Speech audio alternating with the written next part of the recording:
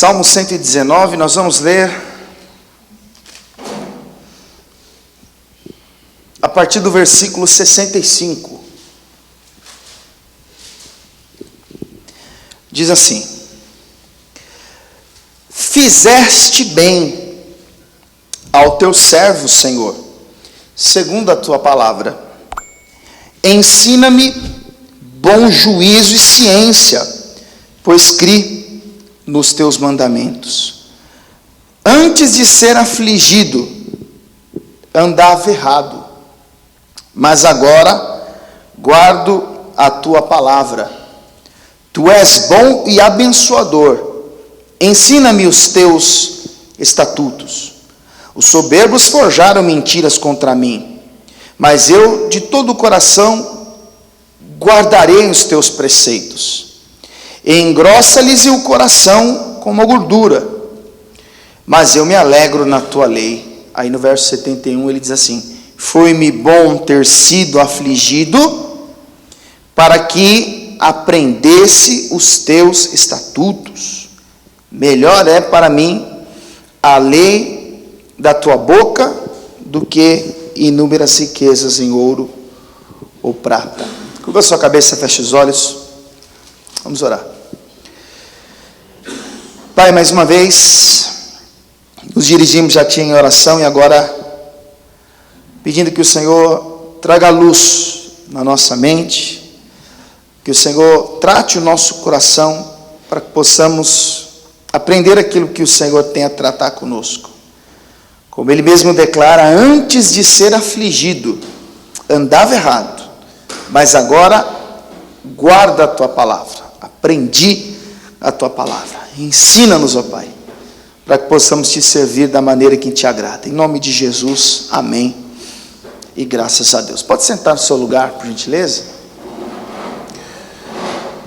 Como eu disse a você, o texto que nós lemos, o escritor fala muito de guardar a lei, de estatutos, de aprendizado. Mas quando nós olhamos para o versículo de número 67, ele fala também da aflição que viveu. E essa aflição tem origem na sua conduta. Antes de ser afligido, eu andava errado. Então, o jeito que eu andava, a maneira como eu me comportava, o que eu fazia, falava, pensava, era inadequado. Então veio a aflição. E no versículo 71 ele diz: foi bom ter sido afligido, foi bom ter passado o aperto, foi bom ter passado por esses vales, ter enfrentado essas dores. E meus irmãos, todos nós sabemos que o pai, a figura paterna, tem como dever oferecer à sua cria, ao seu filho, proteção, provisão, ensino. É o pai, e quando eu falo pai, entenda pais, tá bom? Porque às vezes tem órfãos aí. Mas é dever daquele que cuida oferecer amparo, proteção, ensino. O próprio Deus, tratando os descendentes de Abraão, quando os tirava do Egito, lá em Deuteronômio, no capítulo 6, versículo 5 em diante, ele vai dizer: amarás o Senhor teu Deus com todo o coração, alma, com toda a vossa força, e estas coisas intimarás aos teus filhos. E você vai ensiná-los no deitar, no levantar, andando pelo caminho. Em Provérbios capítulo 22, no verso 6 diz: educa a criança no caminho em que deve andar, mostre a direção, ensine o que é o correto, oriente a fugir do erro, e quando ele envelhecer, ele não vai se desviar dele. Então, o pai tem a missão de ensinar, de mostrar o rumo, de mostrar a direção. Quando você olha para a palavra, você vê, por exemplo, Davi no Salmo 27, versículo 14, ele fala no dia da adversidade, aprender no seu tempo. Jesus diz: aprendam de mim que sou manso e humilde de coração. Então todo pai zeloso todo pai sábio, para o bem-estar do seu filho, ele vai ensinar como ele deve andar. O pai, ele participa da formação do caráter do seu filho, mostrando a ele o caminho, a verdade, a vida, dando as instruções, alertando acerca dos riscos, o que não se deve fazer, a ser seletivo na sua companhia, as amizades que deve ter, com quem deve se relacionar, quem deve colocar dentro de casa. O pai, ele é fundamental nesse processo de amadurecimento, de maturidade da criança. E é óbvio que todo pai, ao ser zeloso, ao ser cuidadoso, querendo o bem-estar, o progresso, a segurança, o sucesso do seu filho, ele se aplica, ele se dedica e com todos os seus esforços, irmãos, por mais zeloso e caprichoso que seja, isso não dá a garantia de que o filho vai acertar sempre. O pai pode mostrar, acompanhar, educar o tempo inteiro, mas há um momento em que o filho já aprende a andar. Há um momento em que o filho começa a tomar as suas decisões. Há aquelas ocasiões em que o filho vai pegar o que o pai ensinou, a realidade, e então partir para uma atitude, para uma decisão. E em muitas ocasiões a escolha é errada. A decisão não está de acordo com a vontade do pai. O filho escolhe o caminho difícil, o caminho errado. A decisão é exatamente a perigosa, é aquilo que o pai alertou sempre. E o pai que é zeloso, o pai que é cuidadoso, ao acompanhar o seu filho e perceber que aquele caminho não condiz com os seus ensinos, que aquela decisão não está em harmonia com a sua educação, com aquilo que ensinou, então este pai, ele vai repreendê-lo. Este pai vai chegar ao filho com a intenção de evitar o pior, vai corrigi-lo, se necessário for, castigá-lo. Provérbios 19, no verso 18, diz assim: castiga o teu filho enquanto há esperança. Por mais que o filho seja rebelde, por mais que a escolha seja inadequada, por mais que o filho se rebelou contra o pai e conscientemente escolheu e defende a decisão errada que tomou, o pai zeloso, ele vai castigá-lo. O pai zeloso vai repreendê-lo. O pai zeloso vai dizer: não é assim, não é dessa maneira. Eu estou dizendo isso para te fazer lembrar, embora você não tenha esquecido, que Deus é Pai. E se Deus é Pai, que nos ensina, que nos protege, se Deus é o Pai que nos provê, se Deus é o Pai amoroso, todas as vezes que Deus nos ver errando, Deus vai nos corrigir. É um privilégio meu e seu termos um pai protetor que nos exorta, que nos repreende, que se preciso for, nos castiga todas as vezes que for necessário para o nosso bem. O Salmo de número 94, eu quero ler com você. Volta aqui para o Salmo 94. Nós sempre associamos o amor de Deus ao homem quando os homens contam as vitórias que obtém, as conquistas pessoais. Olha, Deus me ama, por quê? Porque eu passei no concurso. Olha, Deus me ama, por quê? Porque eu realizei o sonho da casa própria. Olha, Deus me ama, por quê? Porque eu consegui aquilo que eu buscava. Mas, irmãos, uma das maiores manifestações do amor divino está na repreensão. Apocalipse capítulo 3, no verso 19, ele diz: eu repreendo e castigo a todos quantos amo. Sê, pois, zeloso e arrepende-te. Quando você lê Hebreus capítulo 12, a partir do verso 5, o texto diz assim: Já vos esqueceste da exortação que argumenta convosco como filhos? Filho meu, não desprezes a correção que vem do Senhor.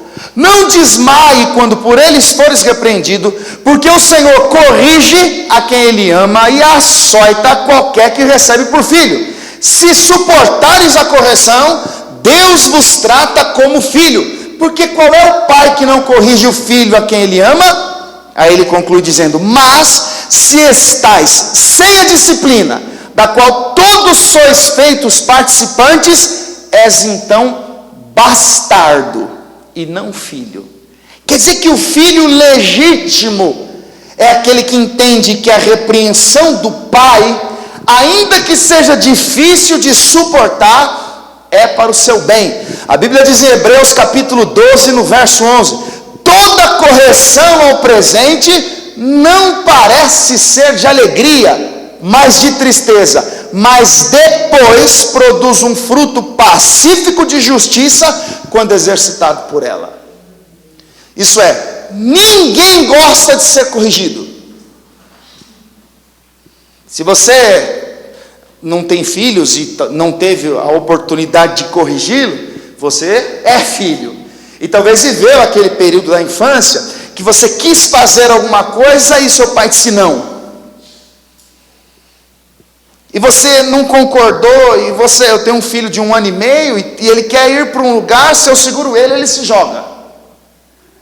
Não concorda comigo, ele se joga. Um outro fecha a cara. Então ninguém gosta de ser corrigido, repreendido, mas irmãos, ser corrigido por Deus é um privilégio. Quando o salmista diz, antes de ser afligido, andava errado, o andar errado ali é estar na contramão da vontade de Deus, é estar seguindo qualquer caminho que não seja indicado por Ele, é estar caminhando em qualquer que seja a direção em que não foi apontada por Ele. Isso é andar errado. Andar errado é quando Deus diz ama, mas ao invés de amor, nós odiamos. Andar errado é quando Deus diz perdoe, mas ao invés do perdão nós guardamos mágoas, rancores. Andar errado é quando Deus diz santifica e nós profanamos, andamos na promiscuidade. Então andar errado é andar em todo e qualquer caminho que seja diferente daquele que é o caminho, a verdade e a vida. E quando Deus olha para o seu povo, para os seus servos, para os seus filhos, andando errado, Ele repreende. Eu pedi para você abrir no Salmo 94, olha o que está escrito no verso 11, diz assim: o Senhor conhece os pensamentos do homem que são inútil, que são uma presunção ridícula. E aí no texto que você está na revista corrigida, está escrito vaidade. O Senhor conhece os pensamentos do homem que são vaidade. Aí no verso 12: bem-aventurado é o homem a quem tu repreendes, ó Senhor, e a quem ensinas a tua lei. O repreender aqui é advertir, é censurar. Então ele está dizendo, feliz é o homem que é repreendido por Deus. Feliz é o homem que não vive de acordo com as suas presunções, com a vaidade do seu coração. Feliz é o homem que pensa em andar de acordo com o curso da sua vida e ouve um não de Deus. Ele diz, bem-aventurado é aquele que não anda na contramão daquilo que Deus quer, daquilo que Deus pede, daquilo que Deus ensina. Eu peguei 2 histórias aqui muito conhecidas para exemplificar a aflição que vem sobre a vida daquele que anda errado, que escolheu ir na direção contrária. Um dia um profeta fez um voto com Deus, dizendo que iria onde Deus o mandasse. Aí Deus diz assim, olha, eu quero que você vá em Nínive, e você vai pregar contra os pecados dos ninivitas. E Jonas odiava os ninivitas, tinha medo dos ninivitas, porque eles eram homens ímpios. Então, ele decide entrar no barco e ir na direção contrária que Deus havia dito, que Deus havia ordenado. Vamos comigo para o livro do profeta Jonas. Livro do profeta Jonas, procure aí, por favor. Um exemplo daquilo que é andar errado. Um exemplo daquilo que é estar na contramão daquilo que Deus diz, daquilo que Deus instrui, daquilo que Deus ordena. Deus queria usar Jonas como instrumento na pregação com o fim de salvar os ninivitas. Só que Jonas tinha sua vontade pessoal e decide ir na direção contrária. Capítulo 1, versículo de número 2 do livro de Jonas, diz assim, Deus falando: levanta-te, vai à grande cidade de Nínive e clama contra ela, porque sua malícia subiu até mim. E Jonas se levantou para fugir de diante da face do Senhor. A intenção de Jonas era: não, eu pregar em Nínive, não vou, já não quero, ir até lá pregar para aqueles homens, estou fora. A intenção dele é fugir de diante da face do Senhor.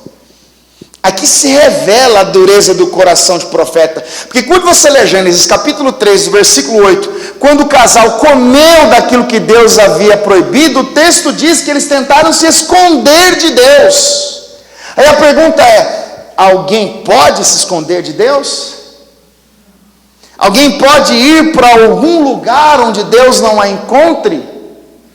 Lembra do Salmo 139? Senhor, tu me sondas e me conheces, sabe do meu deitar, sabe do meu levantar. Se eu for para o Sheol, o Senhor me encontra.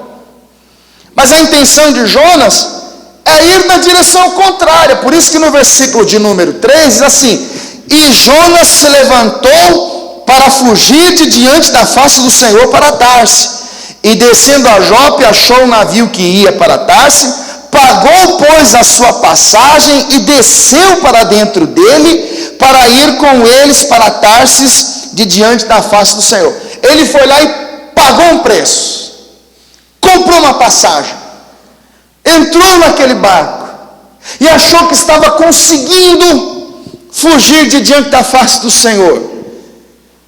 Ele está andando errado, indo na direção contrária. Ele achou que pagando aquele preço, comprando aquela passagem, ele iria se livrar daquela que era a vontade de Deus. Irmãos, ninguém pode pagar o preço de fugir da vontade de Deus.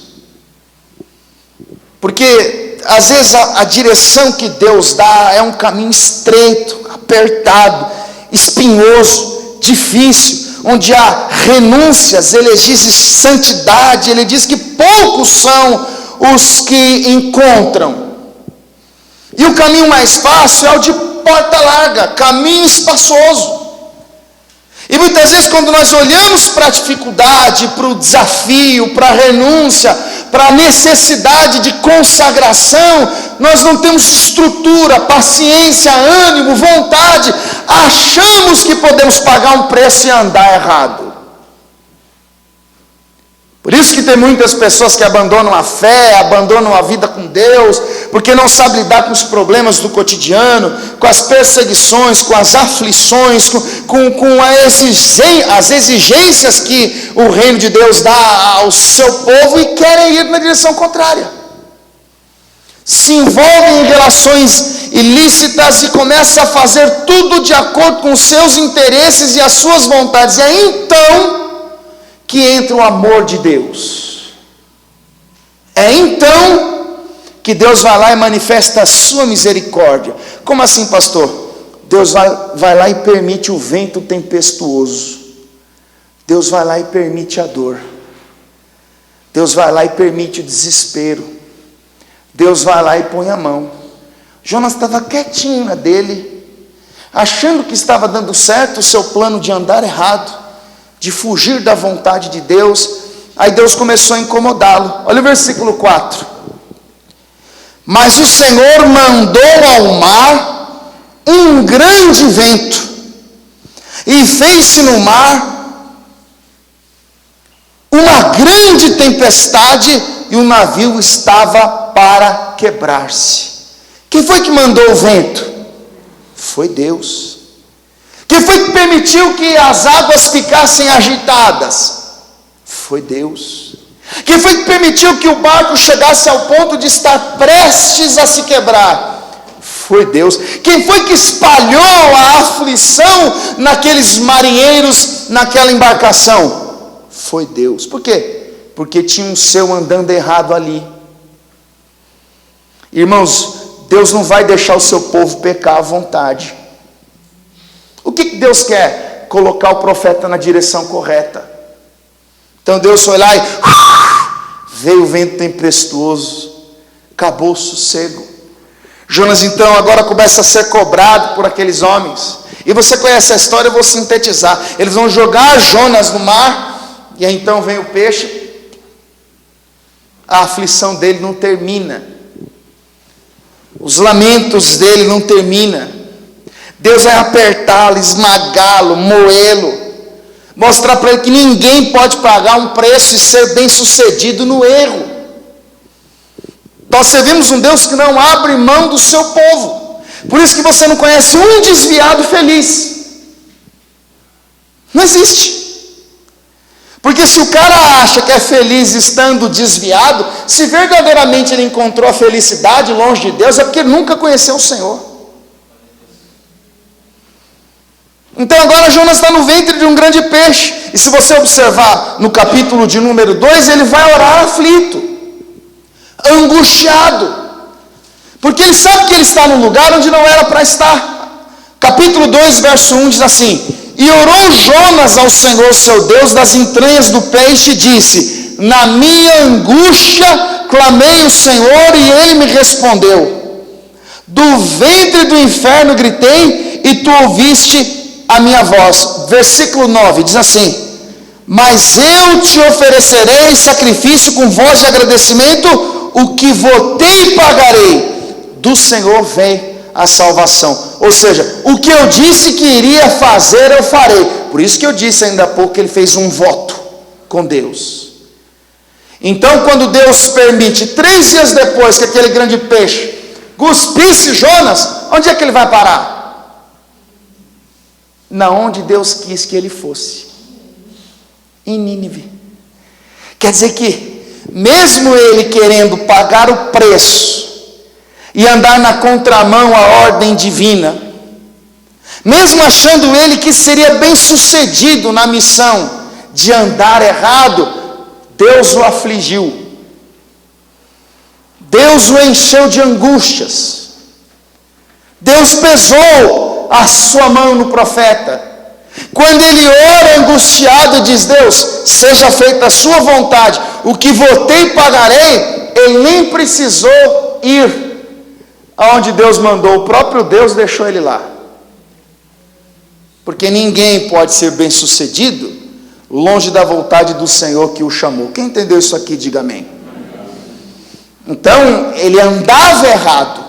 E você conhece a história, quando Jonas vai a Nínive pregar contra ela? Deus cumpriu o seu plano exatamente como havia dito que seria. Porque Deus é soberano e está no controle de tudo e de todos. O segundo exemplo que eu quero dar a você, acerca da aflição que sobrevém por andar errado, andar na contramão daquilo que Deus disse, é aquela parábola que Jesus conta do filho esbanjador. Ele tinha tudo na casa do pai. Na casa do pai ele tinha proteção, provisão, ele tinha bens, cuidados, alegria, amparo, tudo que uma pessoa precisa para viver bem, para ter uma vida estabilizada e segura. Mas ele decidiu olhar pelas janelas da vida. Então ele encontrou um mundo em que as pessoas sorriem diferente, um mundo atraente, palatável, um mundo de novas oportunidades, que parece ser diferente daquela rotina que ele vivia. Então ele toma a decisão de ir até o pai e dizer: pai, eu preciso ir embora, me dá a minha parte na herança e eu preciso ir embora. Então Jesus conta que aquele pai reparte a herança. Eu quero que você vá comigo para Lucas capítulo 15. Evangelho segundo Lucas capítulo 15.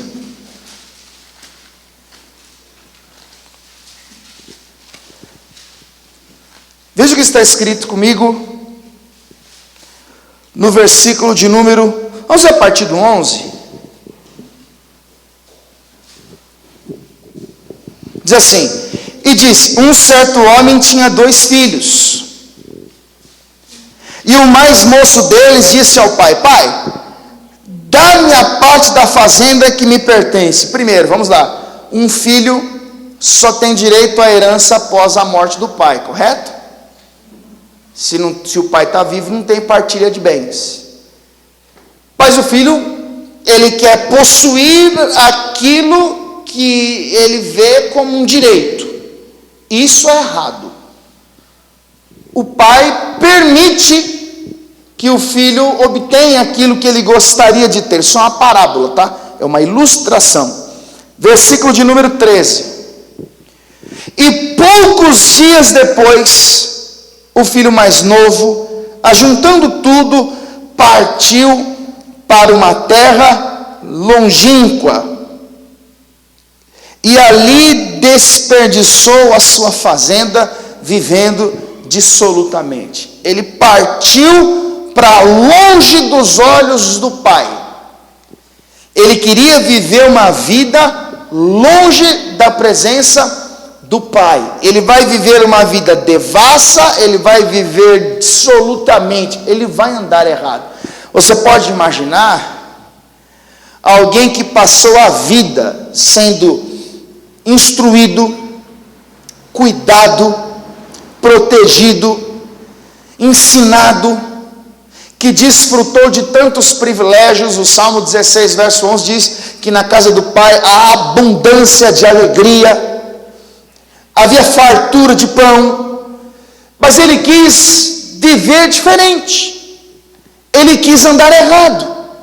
Então ele vai para longe dos olhos do pai, conhece pessoas novas, faz novas amizades, ele vê oportunidades se apresentando a ele conhece as impurezas, as imoralidades. O texto diz que ele vai viver uma vida devassa, vai desperdiçar tudo que tinha com prostitutas, com meretrizes, e dali a pouco veio o período da escassez. Jesus está apresentando alguém que tem tudo, mas põe tudo a perder. Jesus apresenta alguém que tinha tudo no Pai, que tudo que precisava encontrava na pessoa do Pai, mas decidiu andar errado. Eu cito sempre esses textos porque são fundamentais para a compreensão da palavra. Tiago capítulo 4, no verso 4, diz que a amizade do mundo é inimizade contra Deus. É andar errado. Romanos 8, 7 diz que a inclinação da carne é inimizade contra Deus. É andar errado. Então esse camarada, ele vai para longe dos olhos do Pai, viver uma vida devassa, uma vida libertina. No verso 14 diz: e havendo ele gastado tudo, houve naquela terra uma grande fome, e começou a padecer. Quando ele desperdiça tudo que herdou do pai, aí vem a consequência, o período da fome. Jesus conta que ele começou a padecer, veio a aflição. Você que conhece o Antigo Testamento sabe que Deus condicionava a bênção na vida do povo à obediência. Quando você lê Deuteronômio capítulo 28, quando ele fala das bênçãos lá no Monte Gerizim, do versículo 1 ao 15, Deus dá a garantia que eles seriam bem-aventurados ao entrar e ao sair, que bendito seria o fruto do ventre. Mas Deus diz no texto que se eles se rebelassem, Deus iria fechar o registro do céu e não haveria chuva. Você sabe que naquela época, como eles viviam de agricultura e pecuária, a falta de chuva, a escassez, a terra seca ia proporcionar uma grande destruição. Por isso que nos dias de Elias, em 1º livro dos Reis, capítulo 16, 17, Deus manda Elias ir diante de Acabe e diz para ele que não vai chover enquanto você não voltar aqui. Qual foi o resultado da estiagem? 3 anos sem chuva. Os animais morriam, as doenças se proliferaram, o povo começou a padecer necessidade. Esse cara estava alegre, feliz, gastou tudo que tinha, de repente veio o período da fome. Ele começou a padecer. Agora, quem é que estava por trás disso? Quem foi que permitiu aquele período? Irmãos, Deus conhece o seu povo. Deus sabe como é a estrutura humana. Por isso que muitas vezes o próprio Deus vai lá e provoca angústia. Por isso que Deus, ele olha para aquela pessoa que até então estava arruinada, ele foi lá e restaurou, salvou, abençoou, deixou o feinho bonitinho. E aí o camarada que ficou bonitinho, agora some. Deus sabe o que precisa ser feito para trazer de volta. Por isso que o Salmo 107, deixa marcado aqui rapidinho que a gente vai voltar aqui. Vai lá no Salmo 107. Versículo de número 4. Olha o que está escrito no texto.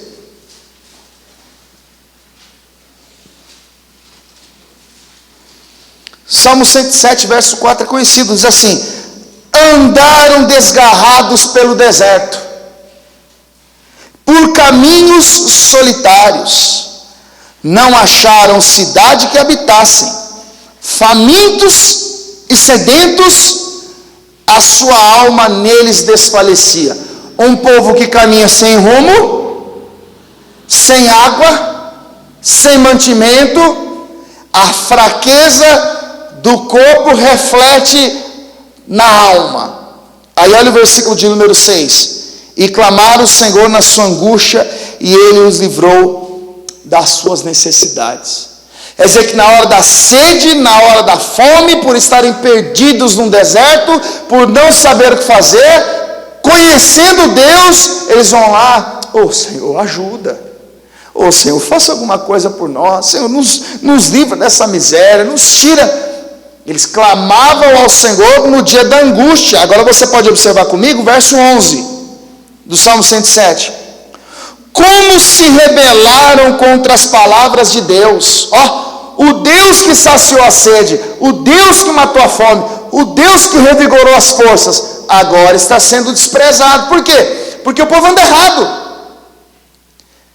Como se rebelaram contra as palavras de Deus e desprezaram o conselho do Altíssimo.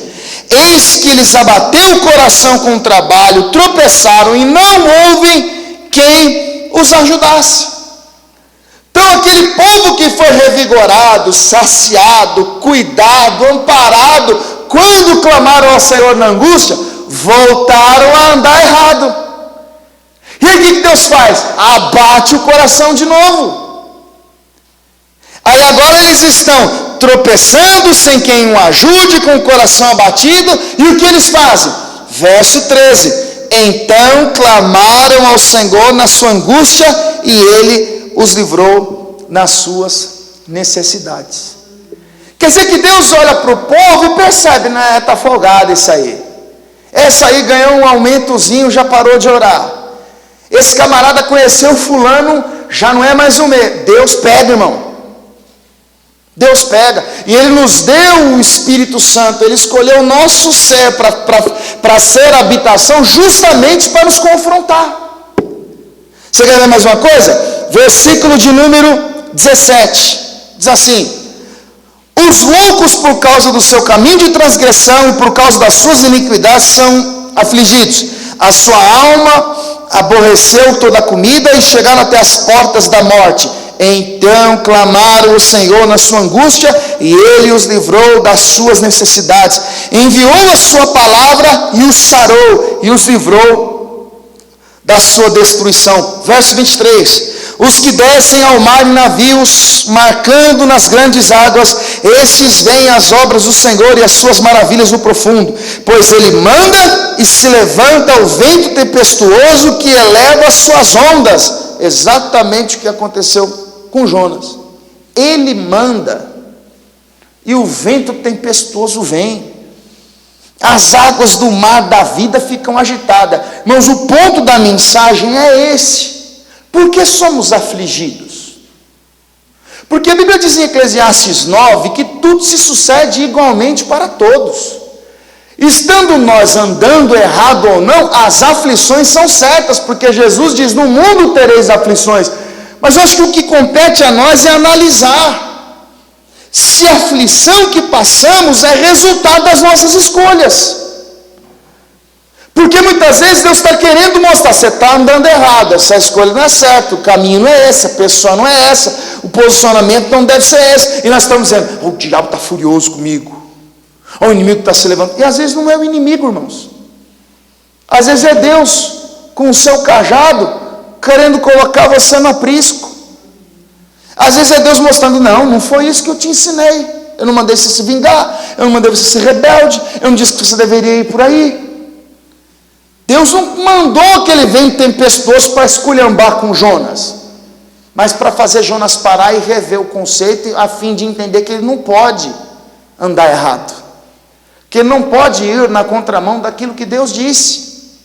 Então ele manda e se levanta o vento tempestuoso. Olha o versículo de número 26. Sobem aos céus, descem os abismos, e a sua alma se derrete em angústias. Andam em cambaleiam como ébrios, esvai-se-lhes toda a sua sabedoria. Então clamam ao Senhor na sua tribulação, e Ele os livra das suas angústias. Faz cessar a tormenta, e acalmam-se as ondas. Então perceba, o tempo todo Deus está provocando angústia no povo. Mas por que, pastor? Porque eles estão andando errado. Eles começavam a andar errado, Deus ia lá e permitia a fome e a sede, a escassez. Aí eles clamavam, Deus ia lá e saciava. Andavam errado de novo. Aí Deus ia lá e fazia eles tropeçarem e se sentirem abandonados. Eles clamavam, Deus ia lá e ajudava de novo. Aí eles começaram a andar errado. Deus vai lá e levanta o vento tempestuoso. O que eles fazem? Clamam ao Senhor no dia da angústia. Então, muitas vezes, irmãos, o andar errado nos atrai às aflições, que na verdade é a manifestação do agir de Deus em nosso favor. Porque se Deus não fosse misericordioso, Ele nos permitiria encontrar o aparente sucesso no erro e seríamos destruídos certamente. Mas Deus vai lá e sopra o vento tempestuoso. Deus vai lá e faz o exame da positivo. Deus vai lá e permite a demissão. Deus vai lá e permite a crise conjugal. Deus vai lá e permite os problemas da família. Não para o nosso mal, para nós pararmos e chegarmos à conclusão de que estamos andando errado.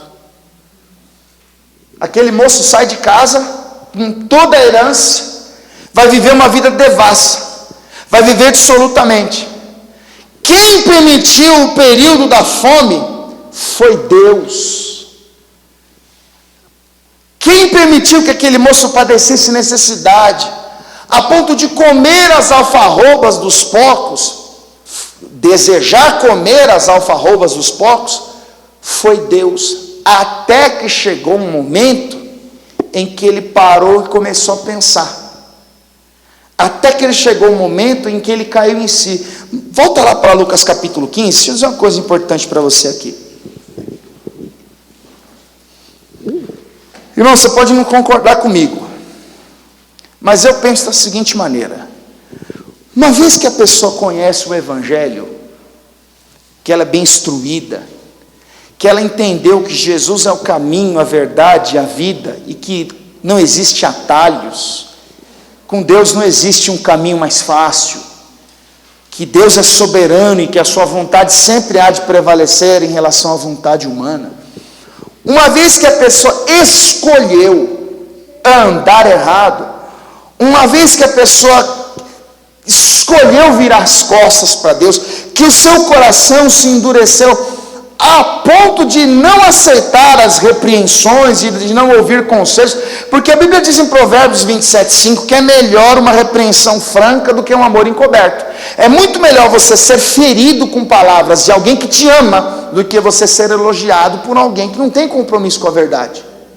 Só que a pessoa, quando ela se rebela contra Deus, ela não quer ouvir verdades, e ela insiste na teimosia do seu coração em andar errado. Neste caso, irmãos, eu não faço questão de, como pastor, ficar indo atrás, porque a única maneira desta pessoa voltar para a realidade é caindo em si. Ela precisa parar e pensar, porque qual é o evangelho que eu vou apresentar para ela? Qual é o Cristo que eu vou apresentar para ela? A pessoa precisa chegar no fundo do poço, ela precisa chegar à conclusão que aquele lugar não é para ela. É o que vai acontecer com esse rapaz. Ele está andando errado, ele achou que estava feliz, achou que tinha amigos, desperdiçou tudo que tinha, agora não tem onde ficar. Agora ele deseja comer aquilo que para o judeu é imundo. Olha o versículo de número 14, diz assim: e havendo ele gastado tudo, houve naquela terra uma grande fome e começou a padecer necessidades.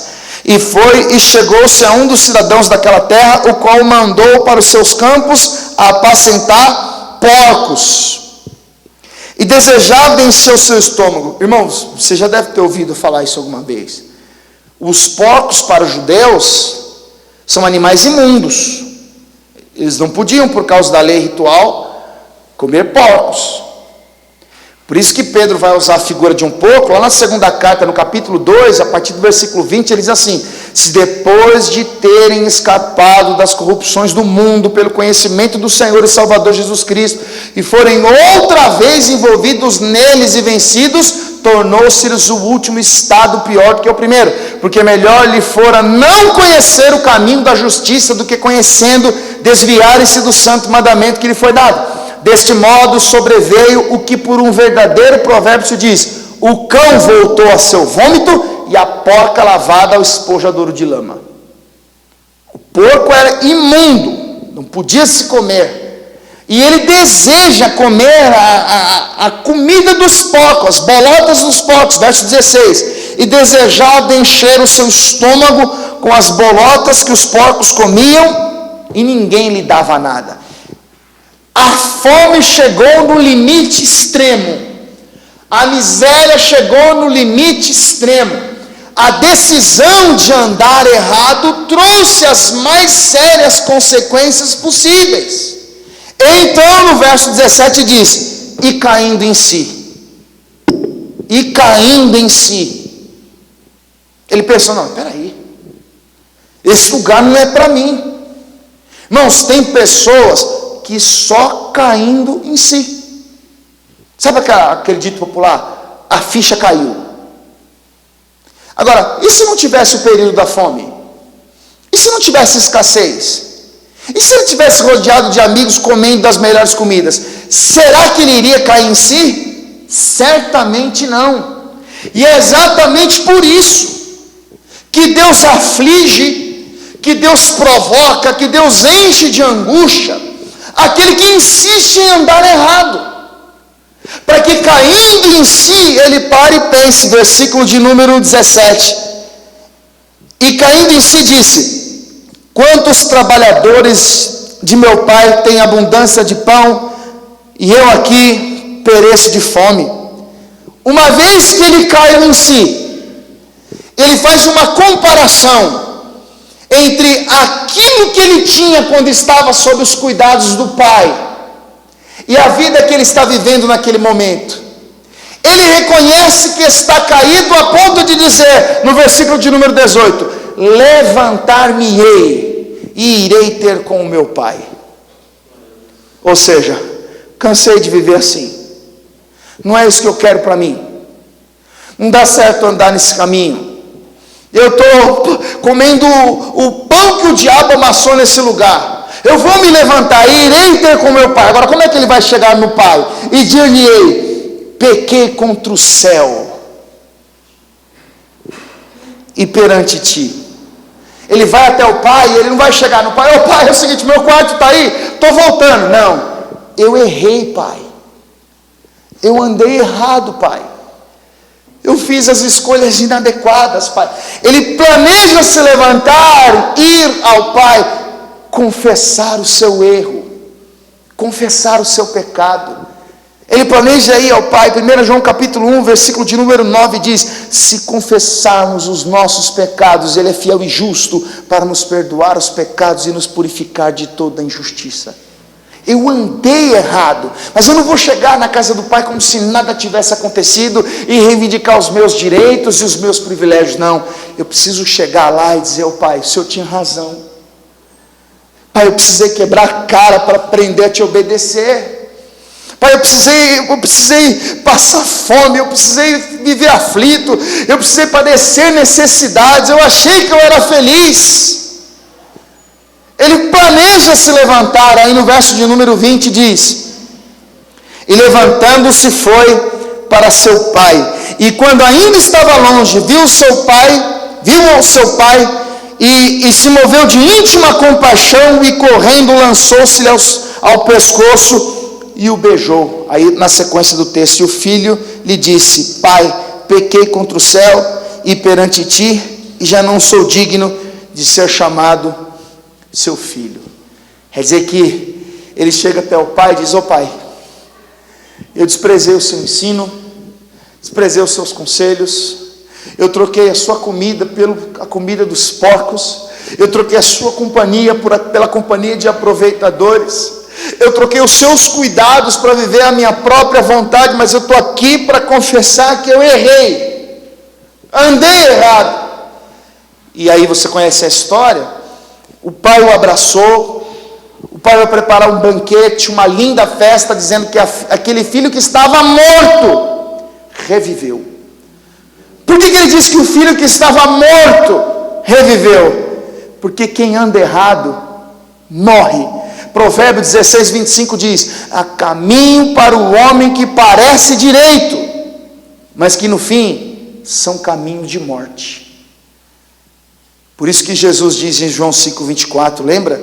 Em verdade vos digo que quem ouve a minha palavra e crê naquele que me enviou, não entrará em condenação, pois passou da morte para a vida. Ele volta, o pai o recebe com alegria, com uma grande festa. Mas o que eu quero que você pense é: e se ele não tivesse vivido essa aflição? E se não fosse a fome? E se não fosse a necessidade? E se não fosse esse período difícil que ele viveu? Ah, pastor, mas isso é uma parábola. Tudo bem, então. Então vamos para Jonas. E se não fosse aquela tempestade? E se o navio não estivesse para quebrar-se? E se Deus deixasse ele feliz fugindo da vontade de Deus? Deus provoca em nós aflições. Eu quero que você volte lá para a gente concluir para o Salmo 119, porque a questão não é somente a aflição, mas o que você tem tirado de lição disso? Você consegue olhar para as cicatrizes que você tem e entender que você passou por isso, por andar errado? E a próxima oportunidade que o mal bater no seu coração, você olhar e dizer: não, eu já passei por aí. Eu sei o que isso me custou. Eu sei como foi difícil suportar nas consequências. Porque o texto mostra ele dizendo, Salmo 119, versículo de número 67. Antes de ser afligido, andava errado, mas agora guardo a tua palavra. Isso é, a minha aflição por consequência de eu andar errado, me fez bem. E hoje eu guardo a sua palavra. Aí no verso 71 ele diz: foi-me bom ter sido afligido, para que aprendesse os seus estatutos. Ou seja, oh Deus, ainda bem que eu sofri, ainda bem que deu errado, ainda bem que eu chorei, Eu passei anos me lamentando. Eu passei meses da minha vida sofrendo por causa disso. Mas hoje eu vejo que foi para o meu bem. Uma das maiores demonstrações do amor de Deus em favor do seu povo está na repreensão. Você entende que Deus está te repreendendo, pode testemunhar que Deus está provando o amor que Ele tem para convosco. Amém, meus irmãos? E lá na frente, ainda que você não entenda hoje, lá na frente você vai ver que foi bom, e isso deve aumentar em você e em mim o temor a Deus, a vontade de servir. Foi-me bom ter sido afligido, para que eu aprendesse a sua palavra. Vamos todos ficar de pé, por favor.